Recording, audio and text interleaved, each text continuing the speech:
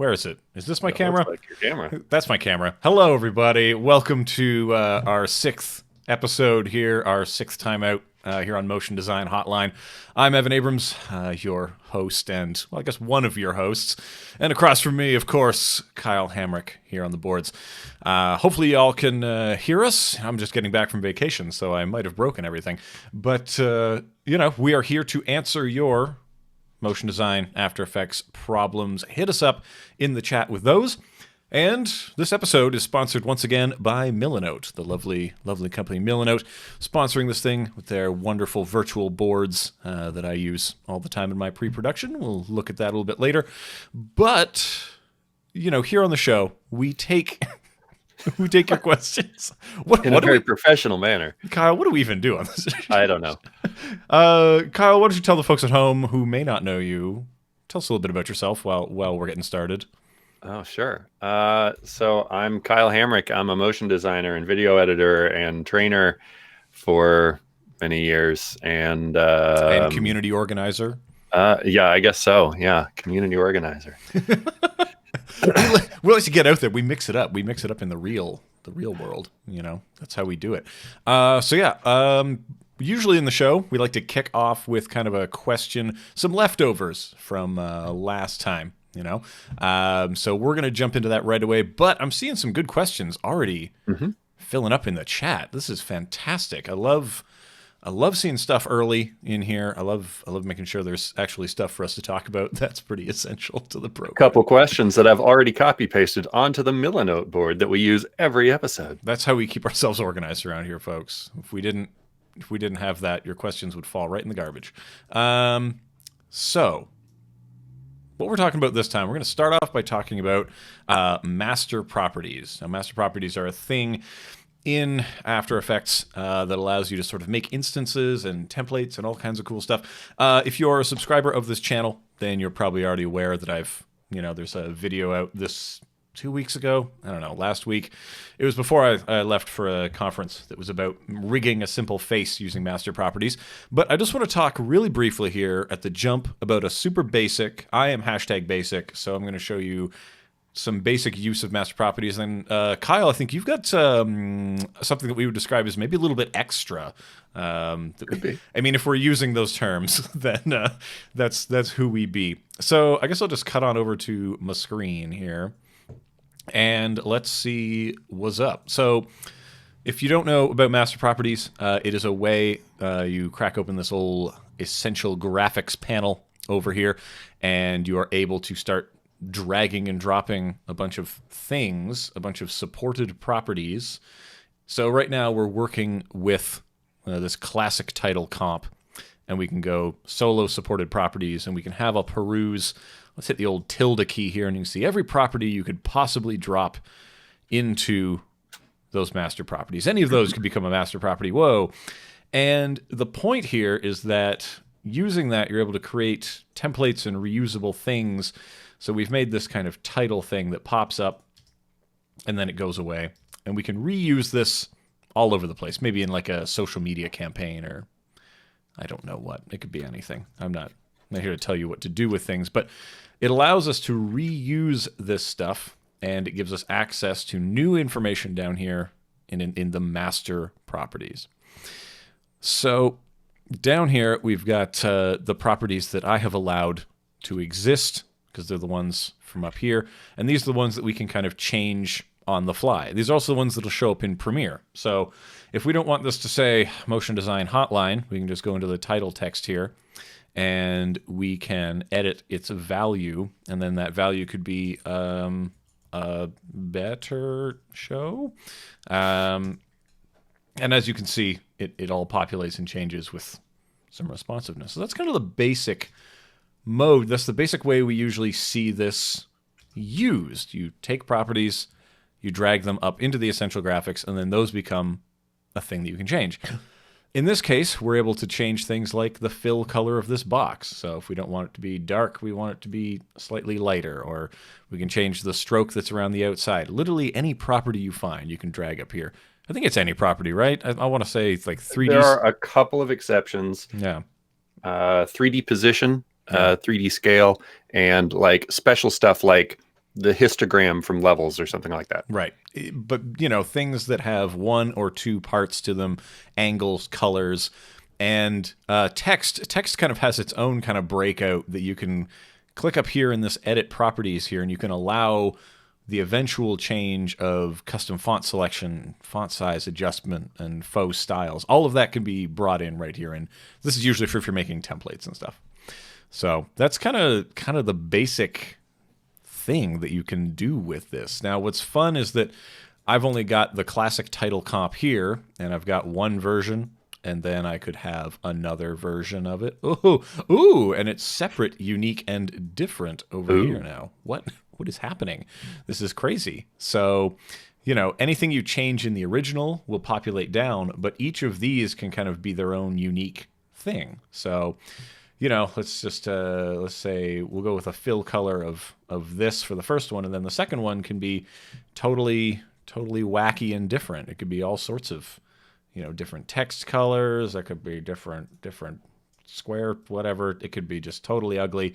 But this allows you to make once and duplicate many, is the idea. This will save you a lot of time. So hopefully that all kind of makes sense. But Kyle, this is so normal. This is the most normal thing I think at this point anyone can ever think of that you would do with master properties. If you're making templates and stuff, and things can get very complex with expressions where like this just has a box that resizes to the size of text. It's nothing you haven't seen on this channel before. But Kyle, what are you going to do with master properties? Well, I'll tell you what, Evan, I'm using them all the time. Honestly, a lot of times I just use them to, I've been using After Effects for a long time, and I'm certainly used to like, once you pre-comp something, you gotta adjust it. It's not quite lined up to the other thing, like in the main comp, and you got to dive in and adjust and go back and forth, and that gets real old, right? So a lot of times I just feed a property up so that you can access it in like the main, heading comp or whatever you want to call it. Yeah. Master comp. So just to, make life easier. So literally any time that you have something buried inside of a pre-comp that you want to be able to tweak, just feed it to a master property. Right. and then you don't have to keep diving back and forth.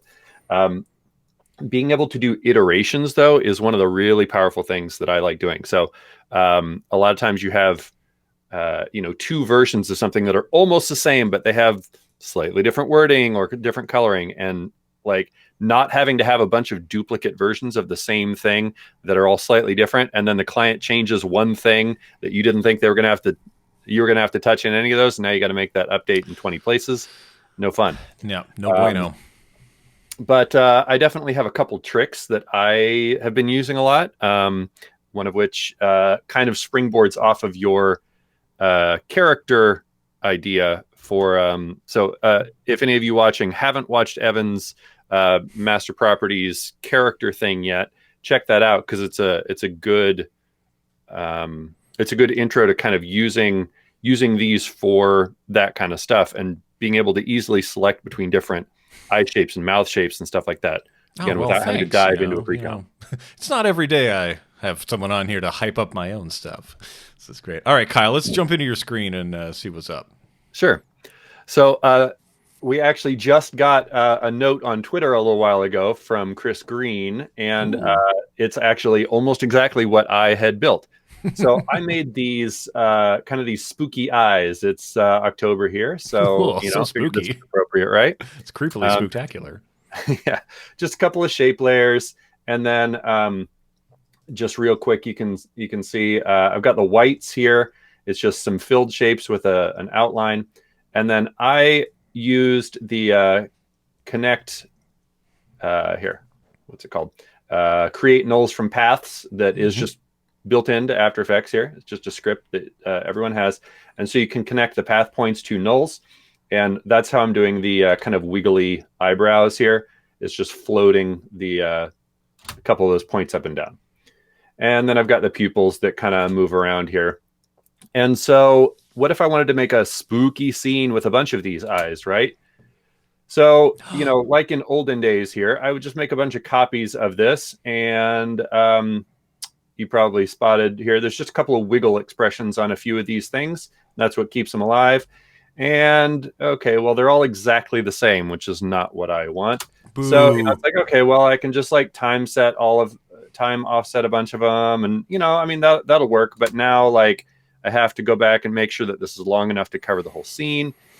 And crucially, if there's any other specific animation in here, like maybe I had built in an animation of the eyes opening. Now I'm going to have to figure out a way to like feed that as a master property and offset it so they can open at the right time or something. But that's like, I don't know. That's kind of an older school solution. And with master properties, we can do something really cool that I'll show you here. So again, just to show you a quick preview that I lined all the start points back up. So these are all exactly the same right now, right? They're kind of wiggly and, quote, random, but they're not because they're all doing the same thing. And Kyle Zager actually just said, can you randomly seed? That's exactly what I'm going to do here. It's like Kyle can see the future on this one. Yeah. Well, we Kyles know what's up, apparently. Oh, I see how it is. So I'm going to do a real quick little expression demo here to explain what's happening and then show you what my solution is. So I'm assuming most people are at least relatively familiar with the wiggle expression. You feed it. Let me see if I can zoom in here. There we go. You feed it. The first number is the frequency. It's how many times per second. And the second number is the amplitude, like how many units that thing moves, right? Wait, could we have been doing that, zooming in this whole time? Oh my God. Yeah. So, these are wiggling a lot.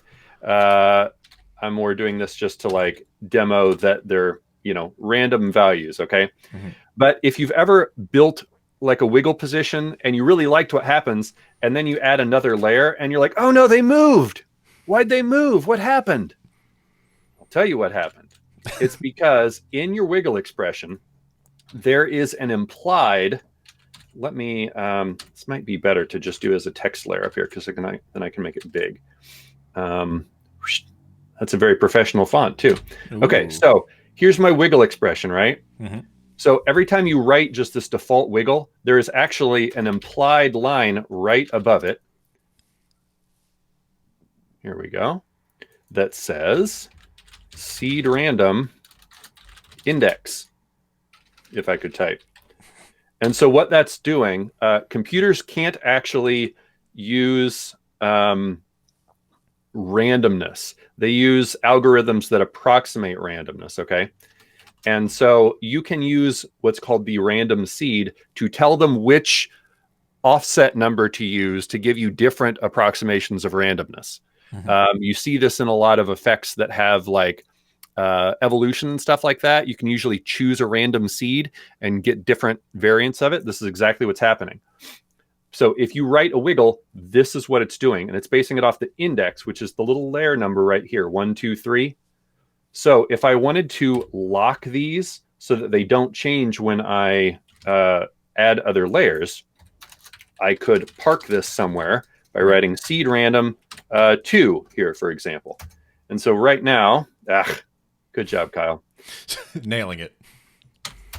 So right now, these are actually using the same random seed because this one is manually parked at 2, and this one is 2 because that's the layer index. So these are going to wiggle.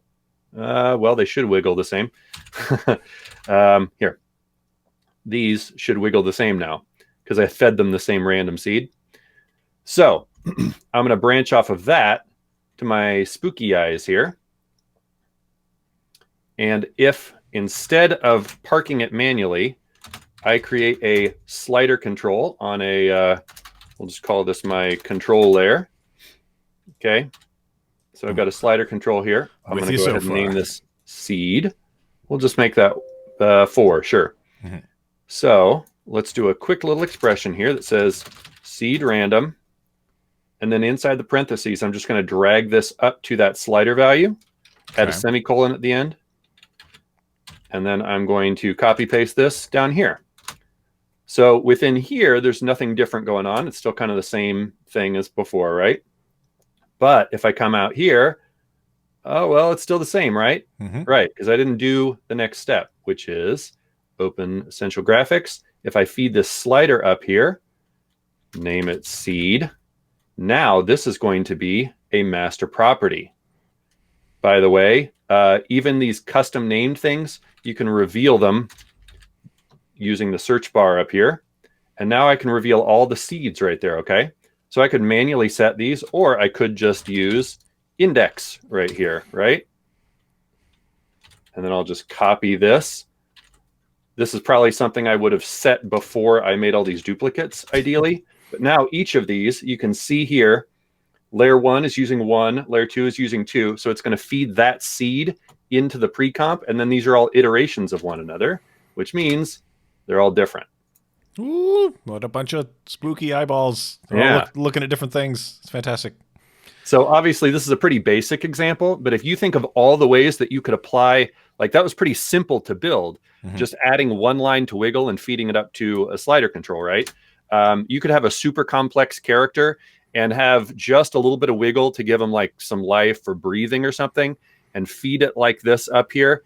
And then, use that to make a crowd scene. And then you could manually offset colors or, head art or something like that, and very easily make a whole bunch of duplicates of something with only one comp that actually drives it. Right. And it could be like, a bunch of trees. It could be all kinds of things. Like, it could be anything, right? I know we often think of things in sort of these compartmentalized spaces, like this is a character and this is a particle system and this is a whatever. But, these things are all transferable between many things. Just before we get out of this master properties, are there any kind of like bugs or things that kind of like go wrong that you know about? I see Brian Hopkins is asking about some bugs and some gotchas, just before we jump out of this. I know some of the things that don't quite work the same is like in Premiere you can't really set keyframes on these things. That's a little bit frustrating. Or I'm trying to think of some of the other ones that kind of hang me up sometimes. It's a lot of the time it's down to like expressions that will either fail or there's too many expressions and then it starts to really chug, right? So keeping these things lean, I think, is very important. Agreed. I've done quite a bit of building templates for Premiere, using these for both myself and for other people. And I think maybe the best short advice is learn a little bit about expressions and think through your process. Be very careful about the controls that you, especially if you're building for someone else, be very careful about the controls that you provide and what you allow other people to touch. Because every time that you give them more options, A, it's tougher to build, and B, it gives more opportunities to break things, right? I will say there's a great, let me see if I can find it very quickly. There is a great free ebook that I'm going to find the link for. And now that's an electronic book. It sure is. Here we go. I just want to find the actual link for it. Well, I'll tell you what, Kyle. While you find that, I'm going to do my due diligence here and tell us about this episode's sponsor. So this episode is sponsored by Millinote. Millinote make a wonderful suite of pre-production tools. They're gracious enough to kick us some money to keep our technology going over here and to make sure everything kind of works. And they also supply us with the fantastic suite of pre-production tools that they've got. So these are things that I use. We're using it right now to keep everybody's questions organized, but you can also use it to make things like wonderful mood boards that are great for putting together, sharing with clients, sharing with teams. This is the sort of thing you can use to make and share style frames, explain to clients what they're looking at and what's happening. You can make storyboards out of them and get them organized and figure them out. You can use it for the writing process as well. So there's a whole series about pre-production that makes a lot of use of Millinote here on this channel. So definitely check that out if you have an interest. And if you want to see if Millinote is right for you, use the link in the description and get yourself I think it's like a 1 month free trial of that. It's pretty great. Anyway, that's my plug for the episode. And then we go to let's get back to the two shot. Kyle, I know you just put the link to that thing to something in the chat there. I did. Let's just have a look at. I'll talk about it here too. So there's a really great ebook called Making MoGraph that is totally free. You might just want to search for this. It's by Yarly Learpool, who's a super smart guy, has made a lot of really helpful stuff for Premiere and After Effects. This is like a 200-page thing, so it talks about the thought process behind making these and a lot of helpful expressions and gotchas and stuff. So I really recommend looking through this. I think that'll help outline the answers to some of the questions that are being asked in the chat here about some of the gotchas.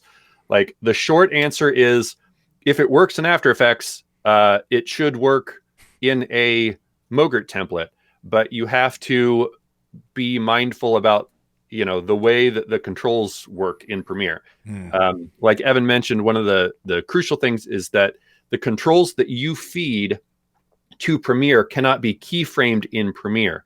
You can adjust those things, and you can move them around. There are ways to build keyframing into this and give adjustments. Like, you could build in a keyframe that goes from one side, the left side of a thing to the right side of the thing, and then you could let the Premiere user define what those left and right boundaries are, for example. I will say the linear expression is really helpful for building stuff for MoGraph, and I believe that's outlined in here.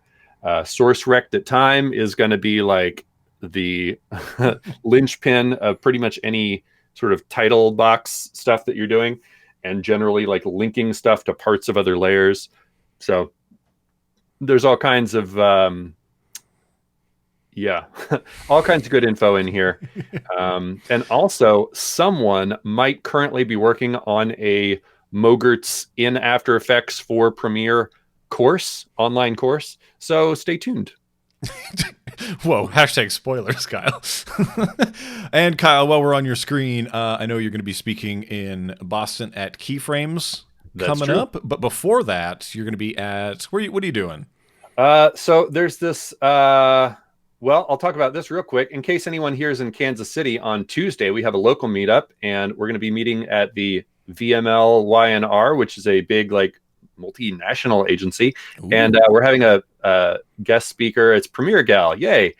She's going to remote guest speak for us, which is cool. Late breaking news. Apparently, I am presenting a session at Adobe Max. Apparently. So if you are there, late breaking news. It is on Wednesday afternoon. It's about going from Illustrator to After Effects. So if that is of interest to you and you haven't already filled up your schedule, on Wednesday at 2:30, come say hi.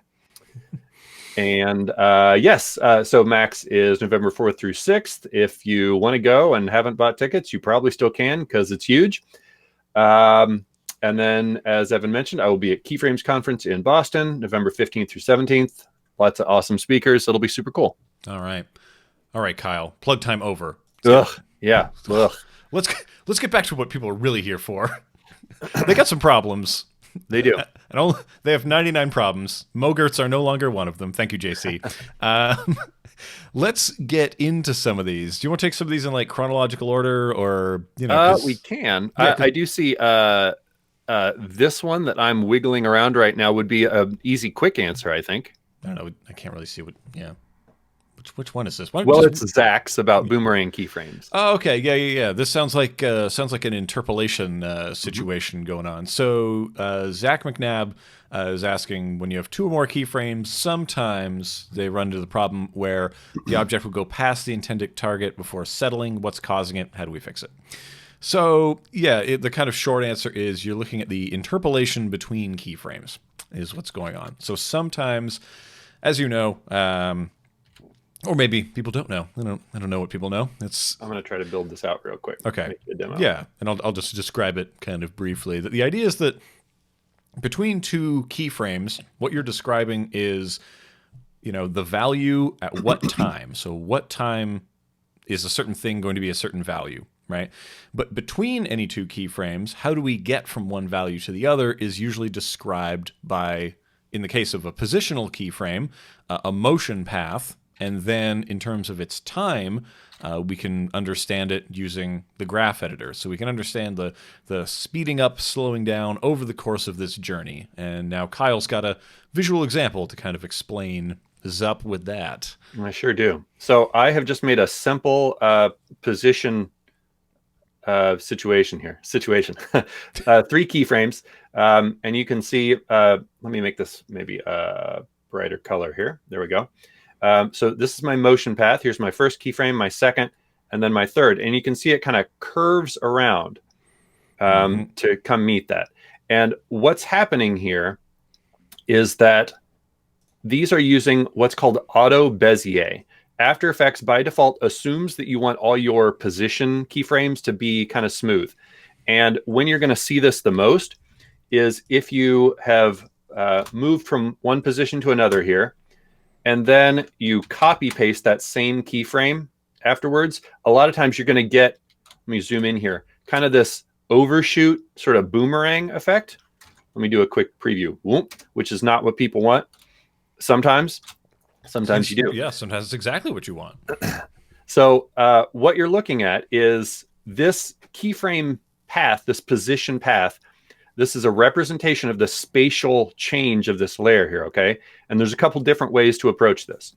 If you have 2 keyframes that are the same like this, you can really easily address it by just making the first one a hold keyframe. You can right-click, toggle hold keyframe, or pro tip, you can Control-Alt-click, or I assume Command-Option-Shift, or Command-Option-click, and that will make a hold keyframe. So if you wanted it to like hold there and then pause for a second and then move somewhere else, that could be accomplished by doing that, okay? But maybe you just, you're trying to move it somewhere else, but you don't want that big overshoot. This is just a Bezier path. So you can use your pen tool, and there's a variety of things. In this case, you'd want the Convert Vertex tool. You can just click on that, and it'll make them into straight lines instead of handle paths if you want. Or you can drag on this and do whatever manipulations you want. You can round it out. You can break it. Do whatever manipulations you want here. So mastering this is a great way to really reduce like how many keyframes you're making, because you can make a path like this with only 3 keyframes, for example. Yeah, and you'd still be able to control the easing into them. And just as a side note, might as well talk about roving keyframes while we're at it, because I know that's a feature that often gets kind of overlooked, is that you can set these kind of intermediate keyframes that live, you can give them assignment in space, but not assignment in time, and then they kind of just move around in time, which is pretty great. And Alicia, good luck, she's right there with you, Kyle. She's thanks to the delay on the feed, she might actually be hitting those points right on. It's this is the fun thing about being live. There's actually like a 30-second delay before we get to read people's stuff. Yeah. But yeah, so those are just Zach, hopefully that helps. The trouble is always in the interpolation. Yeah. So I think I got one more quick thing on here. Okay. You can right click on any keyframe and there's keyframe interpolation. So you can set things per keyframe in here. If you want to adjust the spatial, you can tell it to be continuous or auto or linear if you want straight. You can also dive into your preferences. I may not remember exactly where this is off the top of my head, but here we go. Default spatial interpolation to linear. If you want it to always be straight lines, you can just check this, and then it'll always make straight lines until you round it out. So if you would rather have that behavior, it's right there for you. Yeah, you can customize a lot of what goes down in the After Effects preferences. It's so interesting to see how many people run it a little bit differently. Cool. So Zach, hopefully that was helpful. Let's see, Kyle. That's a technical thing. You want to grab one of these kind of softer approaches? Yeah. I kind of want to talk about this one that we got kind of before the show even started here with Magister Leludi here. They're an intermediate level After Effects user, and they're in their first semester of teaching entry-level students After Effects at Lone Star College in Cypress, Texas. Yeehaw, Texas.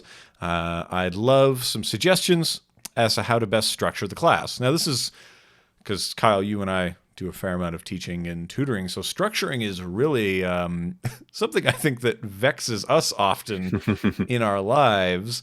You know, one thing I would say is that the tough thing is that a lot of students are approaching After Effects coming at it from different areas, right?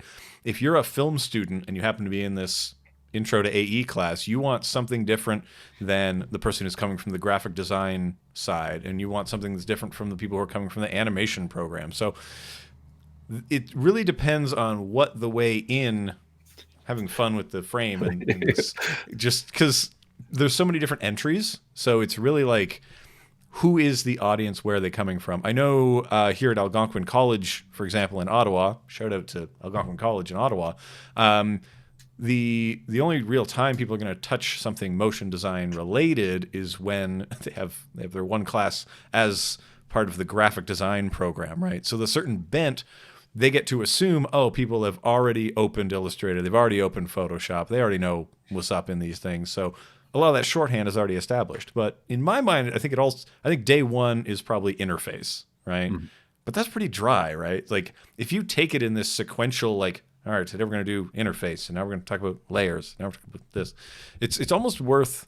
I really think people need that dopamine hit to do something. You need to make something, right? You need an easy win up front. Right. You need to feel like you can use this thing. And I think that's probably the first thing, is to come up with a nice little project that someone can knock out in 10 minutes and that they can expand upon outside the classroom. I think that's the big thing for learning anything, is you want to start small and then to kind of grow and expand the margins outside of that. Okay, so, and Ludi's telling us that it's a mixture of video post students and graphic design students. So get them making those lower thirds, I think. Kyle, what do you think? How would you go about it? Yeah, I was going to give, I think my main point was going to be similar. Like, it kind of depends on where people are coming from. Right. I have done a lot of teaching After Effects to like people that are already professionals, usually like graphic designers who want to learn some animation, or video people who want to learn how to do compositing and effects and stuff. And one of the things about After Effects is that it can do so many different things, and you're not going to be able to teach all of it at once, certainly. Yeah. Knowing where people are coming from is huge, because you can really, like, you could essentially throw out half the program and still have a whole semester worth of stuff. If you are trying to, like, if people are coming mostly from Photoshop, you can even set up the interface in a way that's going to kind of make sense to them, and say, okay, so this is, like pretty much what you're used to, but now you're going to have to think about time, which is a new thing for graphic designers. Right. So there's all these ancillary concepts that you're going to have to teach along with that. People coming from film are going to have to learn some design stuff so that they make stuff that, looks good, even though they might understand time already. And yes, they just want to blow stuff up. You know what? To Evan's comment about easy wins, like blowing stuff up, lightsabers, like all that fun stuff is a great way to get into After Effects and get people excited about doing this kind of stuff. Yeah, if their first goal is compositing cool stuff, then that easily starts you off with things about like, oh, well, then we need to talk about tracking, right? And if you're going to talk about tracking, then we need to talk about layer space, we need to talk about frame space, we need to talk about what has a position relative to what, and, you kind of work it back to basic principles, right? So those are kind of easy entry points to kind of start with, and it's things that people are already familiar with, right? So then you can kind of build and day two, let's do some chroma keying. Let's talk about how computers understand color. Those kinds of things kind of lead in, project-based, I usually recommend, only because it's a little bit easier to get you in there. Yeah, and obviously, like, to the extent that it's not putting too much weight on you as a teacher, because college teachers are already way overworked and underpaid. If you're an adjunct, which is probably the case, because almost everyone is now. If you can create a project for them to work from, so that because starting from scratch is really intimidating, even for us, right? Give them, like, even if it's just some stock illustrations or something, give them a fun little thing that they can move around and experiment with. And, everyone kind of is on the same page. Then they kind of have a defined starting point and a fairly defined end point. A thing that I did when I was teaching in person, a college class, was as much as possible tried to do like group review of the projects and had them critique one another. That's a thing. If you've ever done any school of motion courses, there's a lot of that kind of like peer critique, peer recommendations and stuff. And I find that really helpful for this kind of stuff. People start spotting things in other people's projects and then realize like, oh, I could do that in mine too. And that's how you did that. Cool. And it starts a lot of conversations that help get people excited about it. Yeah. So hopefully that helps. And, maybe not. But yeah. Maybe we'll go into something a little bit technical, maybe. We got Tony N here is asking, hi, Evan, that's me. We have a very basic question. Do I know of a preset that can change the anchor point without cutting the layer? Interesting. So there comes a point in your timeline, if I'm understanding this, Tony, hopefully you're still in the chat and we can get through this together. You get into a point in the timeline where you need to change the anchor point, and you don't want to just, Command Shift D, split the layer off, right? You don't want to have a second layer. So it's very interesting because what I usually do in those instances, rather than changing the anchor point, is that I start parenting things to null objects, right? That's usually where my mind goes. And as I need new things to kind of pick up the slack on those things, is to just keep adding new nulls and working backwards. So it gets more parents and more parents and more parents as we need overlapping motion to go through. So that's kind of where my mind goes. But the interesting thing is that you don't really need to split the layer if you just want to change the anchor point. You just have to change the position of the anchor point at the same time.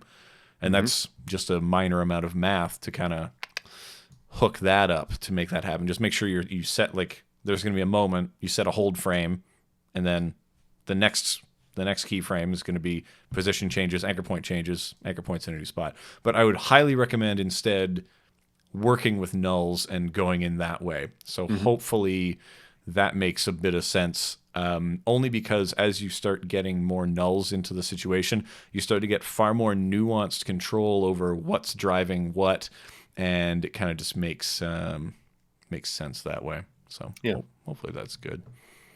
Mostly my answer too. Obviously, there's a point at which, if you've got 6 different nulls like parented up for one layer, like maybe you need to revise your process a little bit. But no, you don't. That's crazy, Kyle. I don't know what you're talking about. I have a lot of, I have to simulate wind coming from several different directions, and all of these need to interact. I'd actually, while I'm talking about multiple nulls controlling things, there's a really interesting script plugin by Sam Catt, multi-parent rigging. It's so cool the way you can blend those things. Oh, and Brian Hopkins has got it as well. You just use the transform effect. Right? Yeah, you exactly. You drop that transform effect on there, and it doesn't have to be that kind of hard, So that's transform effect is often overlooked. Obviously, like if you need exact positions to line other stuff up with, sometimes transform isn't the way to go because it changes it visually, but not mathematically, like for the actual layer controls. It's basically like great. Yeah, if you just need to like do a little bit of offset, or sometimes you want to add just a little extra, pop or something, transform is awesome. Yeah, transform is a confusing one sometimes because it is like putting a pane of glass over there that is shifting the way something looks under it, and it takes a little bit of thought. Just I'm usually slipping the transform under a bunch of things because I forgot to make some tweaks or something. That's where I'm at. So hopefully that helps in that kind of anchor point thing. Hopefully Tony's around and catches that one. And we'll say that if anybody bounces out of this, you can come back later and watch the replay. These things are archived for all time and all space. So quick note, as Alicia just pointed out, there are a couple scripts that can help with this too. There's one called Move Anchor Point, which is currently on version 4. It's been updated a few times. That can help with some of this stuff as well. So yeah, I mean, I'm a much more vanilla person. I don't have a lot of plugins. You know me. It's good to know the vanilla solutions because there often are some. There's a lot of scripts that actually solve problems that maybe don't even need to be solved sometimes. Is it a problem? Yeah. Well, it was a problem for somebody. Okay. Yep. So that's what's up. All right, so out of the things we still have on here, anything you want to jump into, Kyle? What's standing out to you? Oh, Well, so there were a couple questions that were kind of related to the master properties thing right. Let's keep earlier. keep it on track. I mean, I'll just kind of follow up on those. Sure. I feel like they're ones to maybe just talk through. So Kyle Zager asked, could you have it randomly seed between two shape keyframes? The answer is certainly. And Tori wanted to know, if you were doing character animation, would you be able to use the position of rigged limbs as master properties? And that is also yes. Pretty much anything that you can, if you can feed it into the essential graphics panel, or you can make an expression control that you can tie it to that feeds into the essential graphics panel, you can make it into a master property in After Effects or a potential MoGraph control in Premiere. It's often just a question of how many expressions are involved in giving you the functionality that you want. Yeah, because when it comes to things like character rigging, like those things can really start to chug. You know, the more complex the things are, and the more instances you're going to start putting into the same composition. We're not quite at a phase where this is really making use of all the threads. I don't think, but it is a case where you end up with 3 instances of a significantly complex thing. You're going to start to really feel it. Whereas if you made 3 duplicates of kind of we say like a Duick kind of character, right? That might be kind of the better kind of way to go. So it's always a toss-up, right? It's always you're trading one thing for another thing. So you really want to try to make that calculus. But the only way you can reasonably make that calculus is if you've actually tried both methods and you kind of understand them. So that's yeah. And then so randomly jumping between 2 shape layer keyframes. That's basically going to use an expression to say sometimes it's this shape, sometimes it's that shape, right? That's kind of the idea. Yeah, I think he followed up and asked like maybe you could use joysticks and sliders or something like that. Yeah. Or depending on the specific situation you're looking at, you could use something like a checkbox and say, you know, if the checkbox is on, then the thing is over here, or this one is visible or active or whatever it is. So a lot of that is very context based. That's something that probably needs like a more specific example to explain better, but we'll keep that in mind if we revisit master properties here. That's true. Okay, we got Matt's Food Insider would like to know our thoughts regarding Nuke compared to After Effects. Have you ever opened Nuke, Kyle? Were you tempted to Nuke earlier in your days? I have kind of tried it a couple times. I have always been an After Effects guy primarily, so I'm not super well versed in Nuke. I know that it's node based. I know that it's fairly expensive. But as far as compositing goes, it's used in a lot of big budget films, right? That's kind of its benefit. I will say that it does seem very intensive, right? Like Foundry makes some amazing tools, and no one's going to say that Foundry's tools are not amazing. They do command kind of a higher price tag.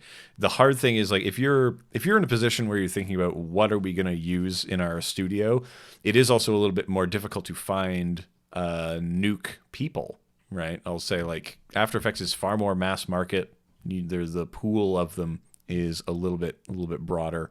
So that's something to it really depends on what kind of position you're coming at. If you're just a freelancer, you know, and you want to get into Nuke, you want to specialize in that, you're going to probably end up working highly specialized somewhere as well. So it's just something to consider, when you tie yourself to a tool, you know, but hopefully people are broadening themselves beyond simply one tool or another tool. It's more important to understand concepts, generalities, how to teach yourself and learn new skills. As you know, the market will change, right? Things are going to be very different in the future. So we never really know. I may be thinking incorrectly. Someone in the chat, it looks like Alicia knows what she's talking about here. I believe that Fusion is either free or quite affordable, and then Nuke is the higher level version. Does that sound accurate to you? Shrugs.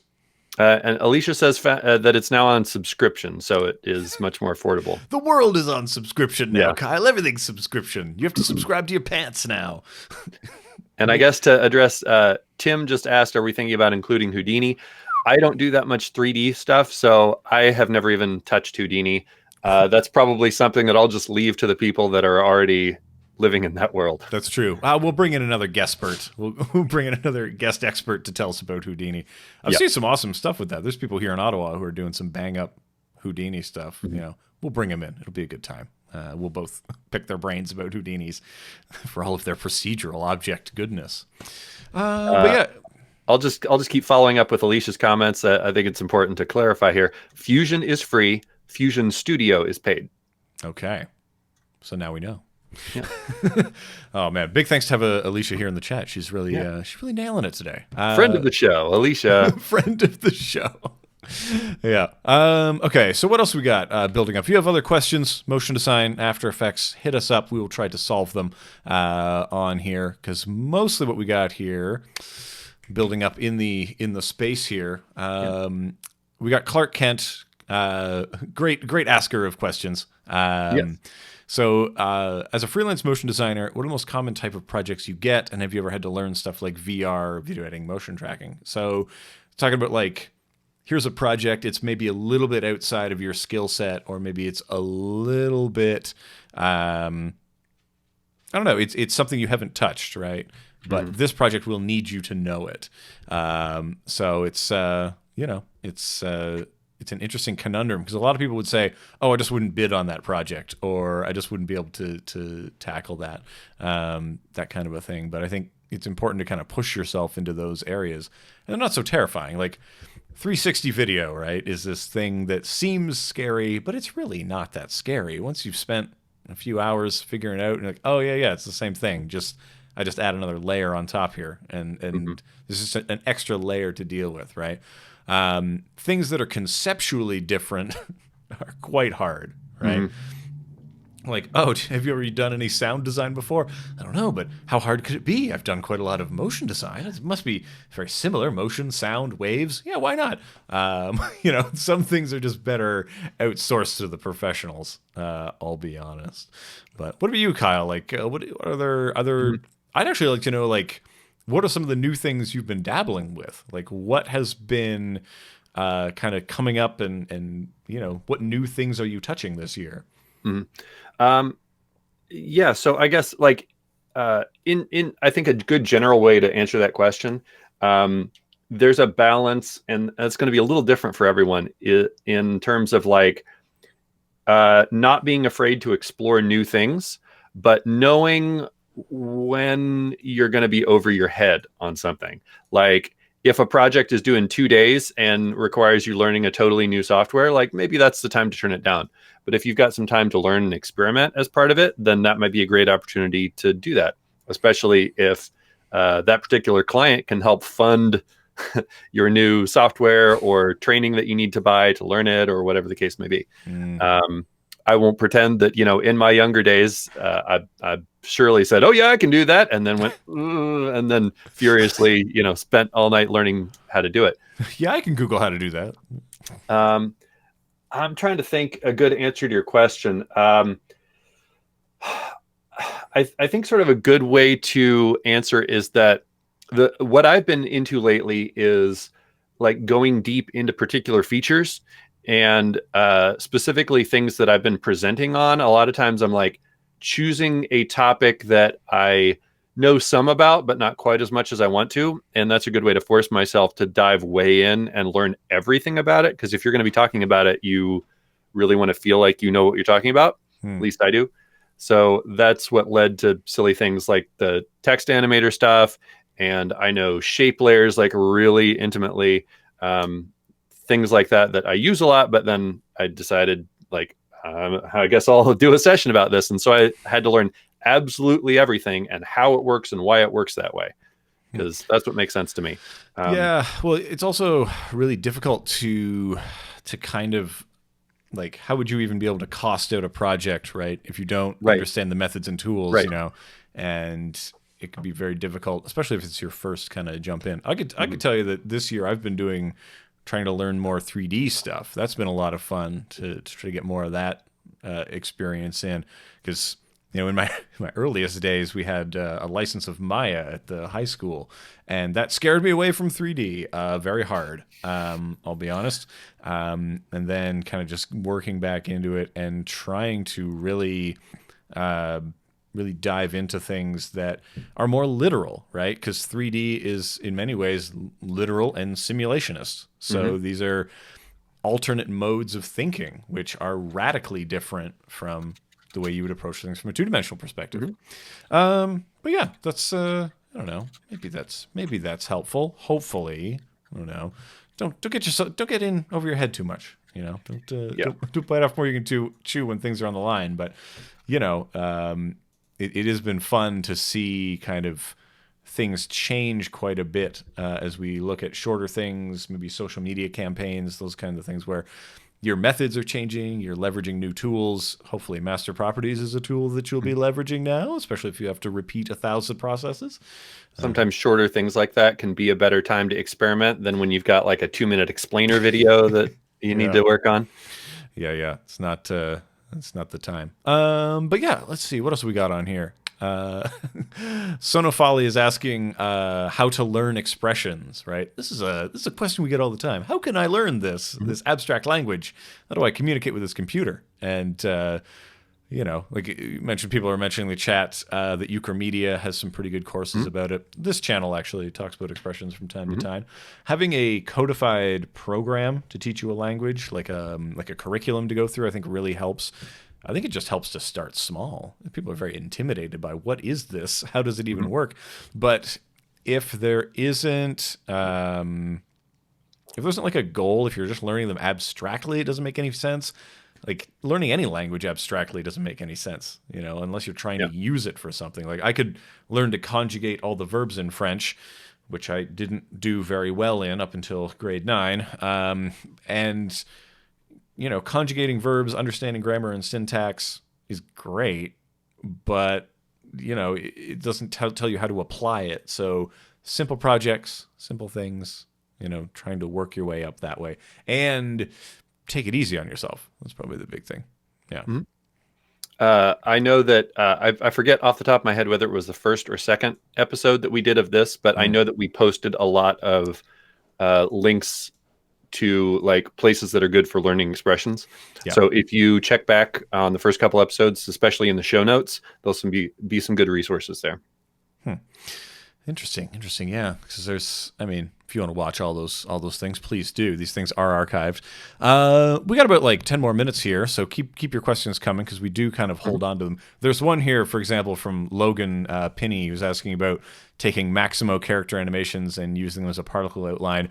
We're going to need to compile some objects in order to make that kind of workflow happen. So we might save that kind of thing for later, just because we want to make sure we have the objects on hand that we're talking about. So Stardust, to loop back to an earlier conversation, I bought Stardust when it came out, and I have still not gotten around to learning it.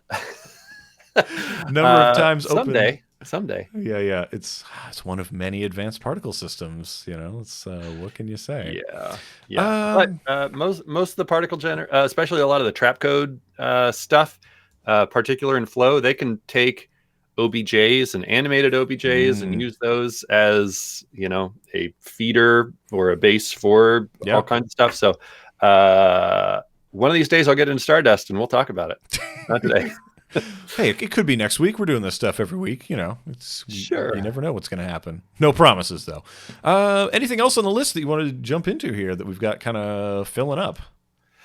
Kind of just watching the chat. Let's see. Brian is asking. You know what? We could address Clark's question from earlier, just because you and I have kind of talked about that. So. Old Clark Kent, wink, left an answer, left a question earlier. It's more of a suggestion, and maybe it'd be good to just kind of bounce this off the people. I don't know. Take a project you did in the past and let's go through it together, step by step. Evan and I have actually talked about that, and this exact thing. Yeah. I think we think that would be helpful too. So I don't know. I just wanted to kind of address that because do other people think that would be helpful? That's true. Like if you feel that would be a good idea, I don't see. I often wonder, like, looking at the past is okay because we have people here in the chat. This would be a kind of show that I would love to do like live, right? Because we can get live feedback, live direction. Some of it can be made up kind of on the spot, and you can kind of see what it looks like as inputs come in and we solve various problems on a thing. So that might be kind of a crowdsourced project that we get into as well. So don't worry, Clark. There are a lot of ideas for what's going to come up in season 2 of this situation. We got a lot of thoughts. We got a lot of things percolating. So percolating. We're going to have a much bigger effects budget then. Right. I mean, it's we might even animate the intro to the show. Let's not get carried away here. No, probably won't do that. So, all right, let's see what we can jump into. What else is good on this list? Brian is asking, aside from source rect, what are some good types of expressions for MoGraph? Mm-hmm. One of the things I would really recommend, Brian, is understanding how things point from one to another, sort of understanding how things link, that kind of syntax. And more importantly, how to generalize it. Just because if someone opens up your MoGraph in a totally different language, it might break your stuff. So that, I think, is very important. That's kind of useful to understand. But yeah, I find linear very helpful for MoGraph. Okay. It's a great way to have, like, to be able to define one or two things that can be user accessible, like in Premiere, and those can set like the span of how far a thing moves or how fast a thing moves. So linear is really useful for being able to create animation that can be kind of adaptable to a variety of things. Right. And not only linear, but you can just write in ease or ease in or ease out. Or, Kyle, you've got flow open almost all the time on this program. You can create a unique motion curve and spit that out as an expression. So that's a very useful thing to kind of deal with. I'm trying to think what else that I use a lot. A lot of things that are like generators. So I often use like your randoms, your Perlene noises, those little bits that come into play. So those are often fairly functional things. Anything that describes relationships, I think, is useful to put in.